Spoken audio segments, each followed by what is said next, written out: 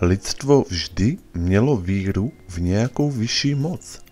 Proto se používání magie, kouzlení, kletby a zaklínadla široce objevuje napříč všemi kulturami. V průběhu staletí byla vyvinuta řada vlivných textů neboli grimoárů. Mnohé z nich využívaly tajné společnosti a okultní organizace, které žijí dodnes. Zde je 5 rukopisů, které poskytují fascinující náhled do starodávné magie našich předků. Kniha mága Abramelina.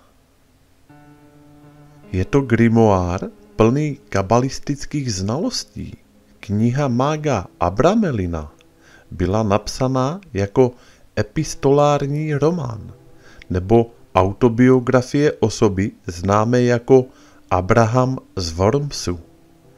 Abraham byl německý žid, o kterém se věřilo, že žil mezi 14. a 15. stoletím. Kniha mága Abramelina zahrnuje předávání Abrahamových magických a kabalistických znalostí svému synovi Lamechovi a vypráví příběh o tom, jak takové znalosti poprvé získal. Abraham začíná vyprávění smrti svého otce, který mu dal krátce před svou smrtí znamení a pokyny týkající se způsobu, jak získat svatou kabalu. Abraham, který si přál získat tuto moudrost, řekl, že odcestoval do Majence, aby studoval pod rabínem jménem Mojžíš. Abraham studoval u Mojžíše 4 roky, než cestoval dalších 6 let svého života a nakonec dosáhl až do Egypta. Právě v Egyptě se Abraham setkal s Abramelinem mágem. Byl to egyptský mág, který žil v poušti před egyptským městem Arachy nebo Araki. O Abramelinovi je známo, že pak učil Abrahama svou kabalistickou magii a dal mu 2 rukopisy, které měl obsat.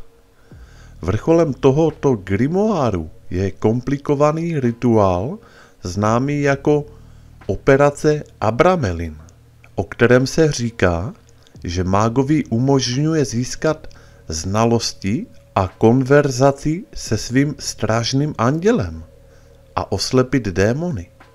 Rukopis byl později použit v okultních organizacích, jako je hermetický řád Zlatého úsvitu a mystický systém Ptolemy Aleisteira Crowleyho. Ars Notoria. Starověká kniha vedoucí k dokonalé paměti. Je to starověká magická kniha vedoucí k dokonalé paměti. O této knize se říká, že umožňuje následovníkům ovládnout schopnost mistrovské paměti a poskytne jim větší výmluvnost a moudrost. Ars Notoria je jedna z 5 knih v grimoáru nazvaném Leather Case of Solomon. Text neznámého autora, který byl sestaven z jiných děl v 17. století, se zaměřuje na démonologii. Ars Notoria je nejstarší část grimoáru Leather of the Case ze 13. století.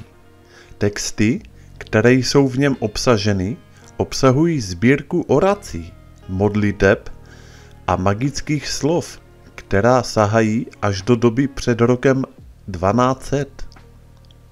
Modlitby jsou v několika jazycích, včetně hebrejštiny, řečtiny a latiny. Nebyla to kniha kouzel nebo lektvarů, ale kniha modliteb a orací, o nichž se říká, že posilují a soustředí duševní síly tím, že prosí Boha o intelektuální dary. Mezi tyto intelektuální dary patří koncept dokonalé paměti. Ti, kteří praktikují liberární umění, jako jsou aritmetika, geometrie a filozofie mají slíbeno mistrovství ve svém předmětu, pokud se věnují ars notoria. Kniha uvádí každodenní proces vizualizace, rozjímání a orací, který má zlepšit zaměření a paměť praktikujícího. Pseudomonarchia démonům. Kniha je také známá jako falešná hierarchie démonů. Je to příručka ze 16. století, která diktuje jména 69 démonů.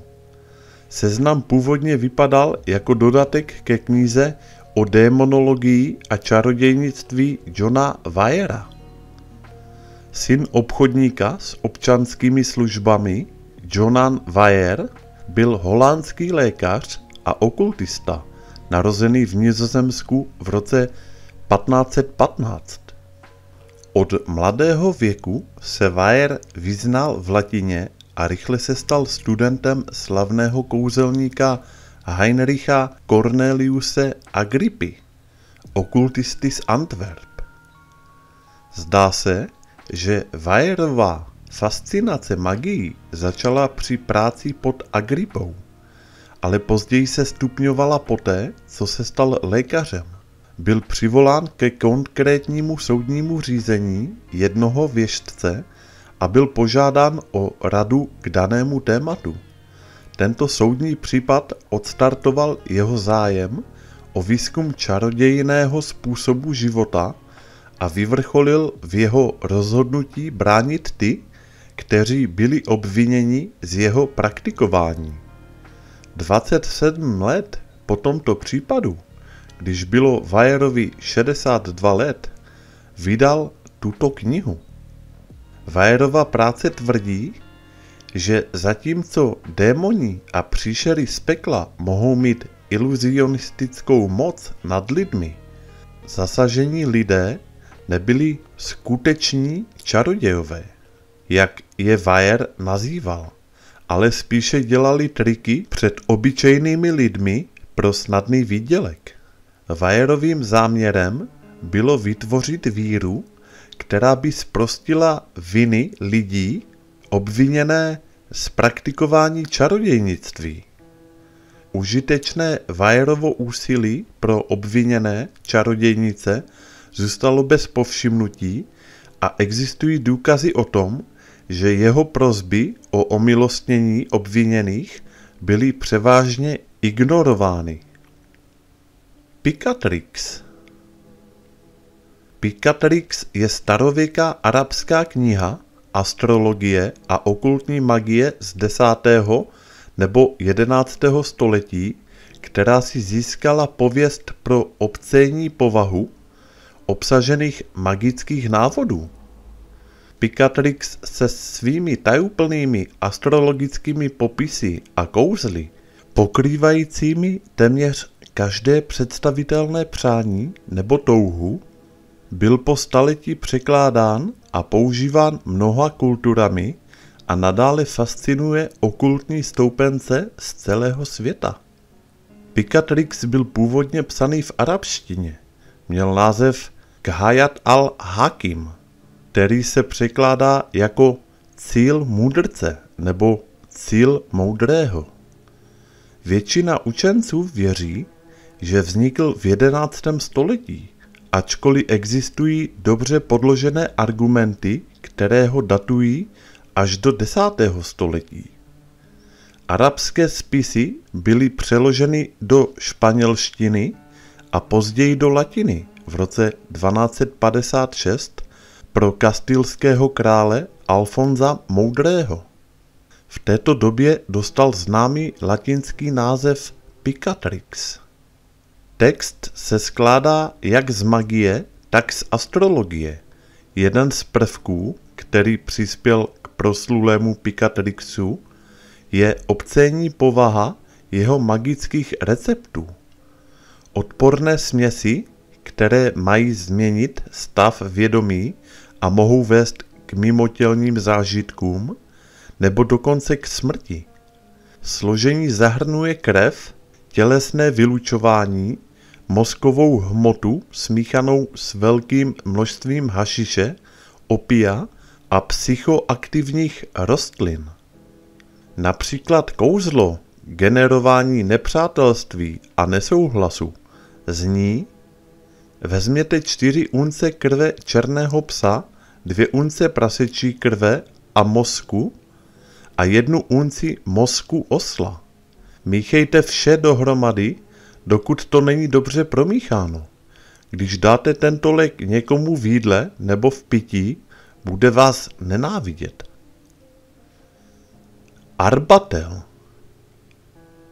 Arbatel de magia veterum. Arbatel kouzla dávných předků. Je grimoire z období renesance.